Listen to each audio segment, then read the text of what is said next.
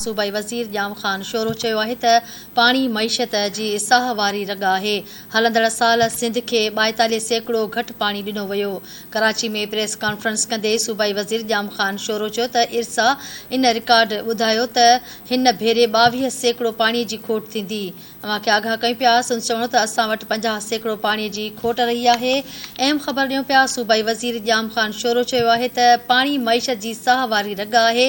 हलंदड़ साल सिंध खे 42% पाणी घटि ॾिनो वियो।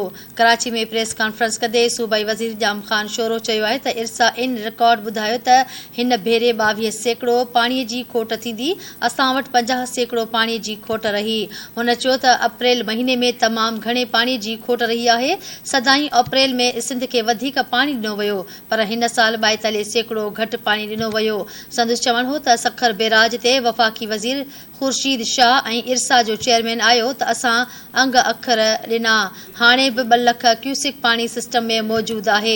सूबाई वज़ीर चयो त इरसा मां साज़िश जी धप अची रही आहे। सिंध में ॾुकार जी सूरतहाल आहे। पाणीअ लाइ पीअण लाइ पाणी नाहे। अव्हांखे अहम ख़बर ॾेई रहिया आहियूं। सूबाई वज़ीर जाम ख़ान शोरो जो चवणो हो त इरसा इन रिकॉर्ड ॿुधायो आहे त हिन भेरे 22% पाणीअ जी खोट थींदी। असां वटि 50% पाणीअ जी खोट रही आहे। हुन चयो त अप्रैल महीने में तमामु घणे पाणीअ जी खोट रही आहे। सदाईं अप्रैल में सिंध खे वधीक पाणी ॾिनो वियो, पर हिन साल 42% घटि पाणी ॾिनो वियो। संदसि चवणु हो त सखर बैराज ते वफ़ाक़ी वज़ीर ख़ुर्शीद शाह ऐं इरसा जो चेयरमैन आयो त असां अंग अखर ॾिना। इन हवाले सां कराची खां धरती टीवी न्यूज़ जे रिपोर्टर शबीर लाशारी लाइन ते मौजूदु आहे। जी शबीर, ॿिया कहिड़ा तफ़सील आहिनि? नाज़रीन, शबीर सां असांजो राब्तो हिन वक़्तु न थी सघियो आहे। अव्हांखे अहम ख़बर बाबति आगाह कयूं पिया। सूबाई वज़ीर जाम ख़ान शोरो चयो आहे त पाणी मईशत जी साह वारी रग आहे। हलंदड़ साल सिंध खे 42% घटि पाणी ॾिनो वियो। कराची में प्रेस कॉन्फ्रेंस कंदे सूबाई वज़ीर जाम ख़ान शोरो चयो त इरसा इन रिकॉर्ड ॿुधायो त हिन भेरे 22% पाणीअ जी खोट थींदी। चिनासी नवां खे आगाह कयूं पिया। हुन चयो त अप्रैल महीने में तमामु घणी पाणीअ जी खोट रही। हिकु भेरो ॿीहर असां लाइन ते मौजूदु आहे शबीर लाशारी। जी शबीर, छा तफ़सील आहिनि?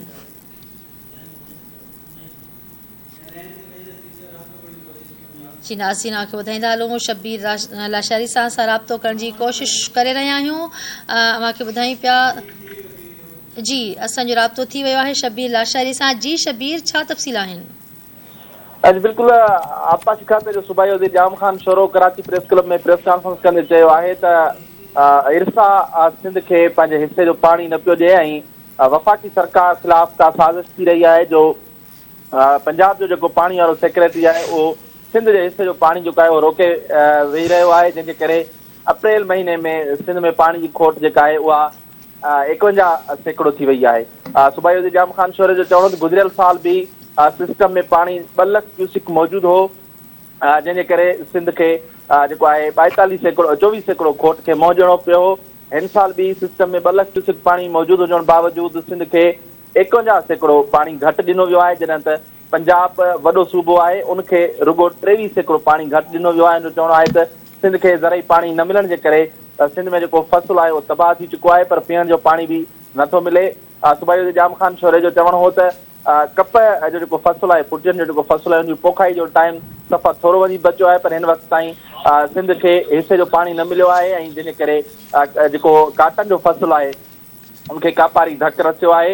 हू चयो त पाकिस्तान पीपल्स पार्टी पाणी जे मामले ते सिंध जो केस मज़बूत नमूने सदाईं विढ़ियो आहे। हाणे बि असां वफ़ाक़ी सरकार खे चिताव था ॾियूं त सिंध खे पंहिंजे हिसे जो पाणी ॾिनो वञे। शायदि पंजाब जो जेको पाणी वारो सेक्रेटरी आहे उहो इरसा ऐं वफ़ाक़ी वज़ीर ख़ुर्शीद शाह ऐं वफ़ाक़ी सरकार खां बि ॾाढो आहे जो हुन ॾाढ ते चश्मा झेलम लिंक कैनाल जेको आहिनि उहे खोले छॾिया आहिनि, छाकाणि त सिंध में ॾुकार आहे। इन्हनि हालतुनि में इहे तकरारी कैनाल नथा खोले सघजनि, पर उन बावजूदि जेको आहे सेक्रेटरी आबपाशी पंजाब इहे तकरारी कैनाल जेके आहिनि उहे खोले छॾिया आहिनि ऐं सिंध खे हिसे जो पाणी न पियो मिले। जी ठीकु आहे शबीर, वॾी महिरबानी तफ़सील ॾियण जे लाइ।